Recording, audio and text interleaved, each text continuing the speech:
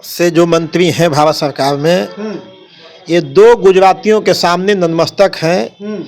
इनकी कोई औकात नहीं है, कोई हैसियत नहीं है कि बिहार के लिए विकास के लिए कोई मांग कर सकें। देखिए, मोकामा में अनंत सिंह और सोनू मोनू गैंग के बीच हुई गोलीबारी कांड को लेकर सरकार कह रही है कि सुशासन की सरकार है और सरकार अपना काम कर रही है, लेकिन बिहार के नेता प्रतिपक्ष तेजस्वी यादव लगातार सवाल कर रहे हैं और कह रहे हैं कि थोड़ा दिन बस इंतजार कीजिए, कुछ होने वाला नहीं है, ये लोग बाहर आ जाएंगे।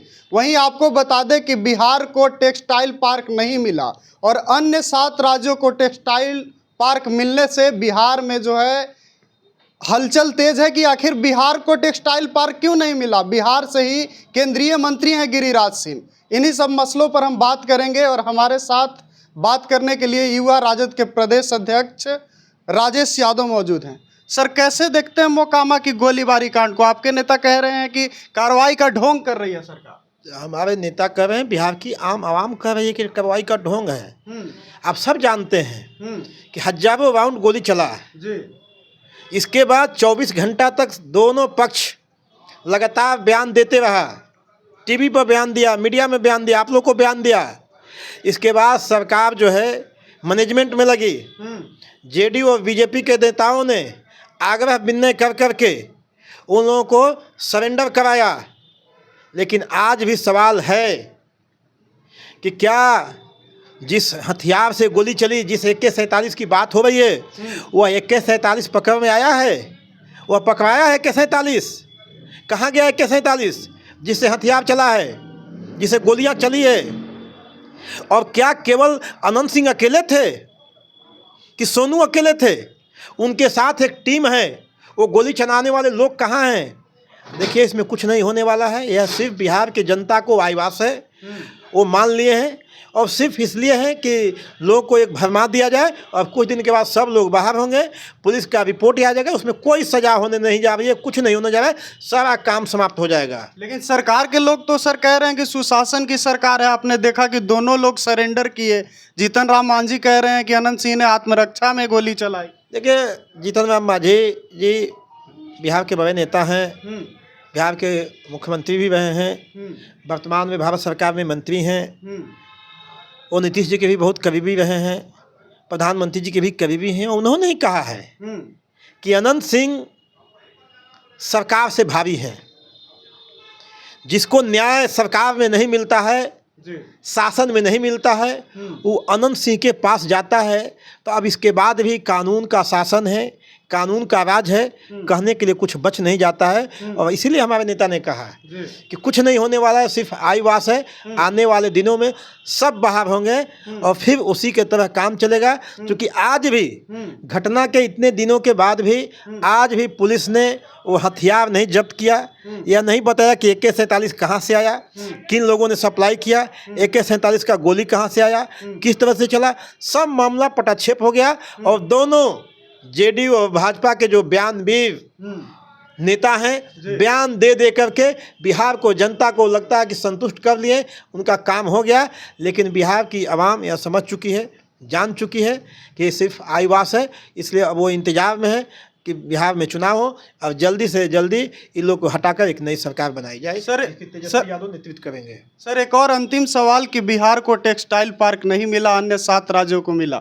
आप लोग कह रहे हैं क्यों नहीं मिला? गिरिराज सिंह कह रहे हैं मापदंड ही हम लोग पूरा नहीं करते हैं, क्राइटेरिया ही नहीं पूरा करते हैं, तो क्यों मिलेगा? देखिए, ये जो बिहार से जो मंत्री हैं भारत सरकार में, ये दो गुजरातियों के सामने नतमस्तक हैं। इनकी कोई औकात नहीं है, कोई हैसियत नहीं है कि बिहार के लिए विकास के लिए कोई मांग कर सकें। बिहार में जब महागठबंधन की सरकार थी, तेजस्वी प्रसाद यादव जी उप मुख्यमंत्री थे, उद्योग विभाग राष्ट्रीय जनता दल के पास था। तो बेतिया के चनपटिया में 1700 एकड़ जमीन पार्क के लिए दिया गया था।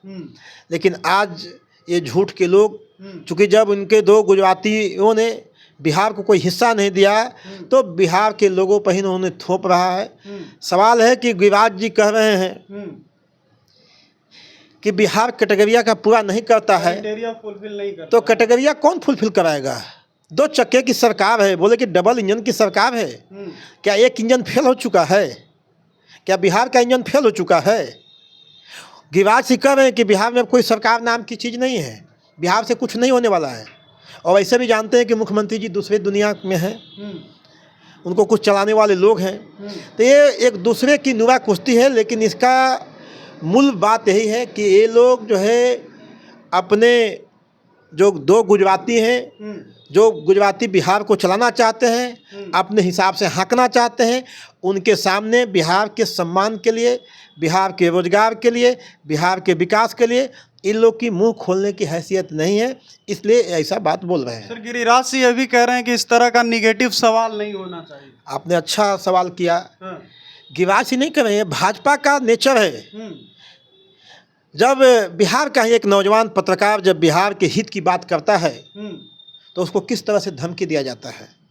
हम तो आपके चैनल से मांग करना चाहते हैं आदरणीय प्रधानमंत्री जी से कि ऐसे लोगों को, जो लिखने वाले, बोलने वाले, जो बिहार के बात करने वाले पत्रकारों को धमकाते हैं, समझिए कि ये क्या काम करते होंगे। ऐसे लोगों को 1 मिनट भी मंत्रिमंडल में रहने का हक नहीं है, उनको मंत्रिमंडल से निकाल देना चाहिए। जब बिहार की बात कोई करता है तो उसको कहते हैं कि तुम निगेटिव बात करते हो, लेकिन वो निकाले न निकाले क्या करें, प्रधानमंत्री जी और गिरिराज जी और भारतीय जनता पार्टी का सवाल है। लेकिन बिहार की जनता मन बना ली है कि ये लोग का जो ढोंग है, पाखंड है, इससे इस बार बिहार मुक्ति चाहता है। और आने वाले जो चुनाव होने वाला है उसमें बिहार की जनता इन लोग के ढोंग और पाखंड से बिहार को मुक्ति दिला करके महागठबंधन की सरकार बनाएगी, जिसकी अगुवाई तेजस्वी जी करेंगे और उसमें सारे काम होंगे। तो आपने सुना, राजेश यादव हमारे साथ थे और कह रहे हैं कि 2 गुजराती के आगे जो है गिरिराज सिंह नतमस्तक हो चुके हैं, उनका कुछ नहीं चल रहा है। यानी निशाना साफ तौर पर प्रधानमंत्री नरेंद्र मोदी और अमित शाह पर था। आप सुन ही रहे थे कि मोकामा गोली कांड पर इन्होंने क्या कुछ कहा है। फिलहाल के लिए इतना ही, बहुत बहुत धन्यवाद।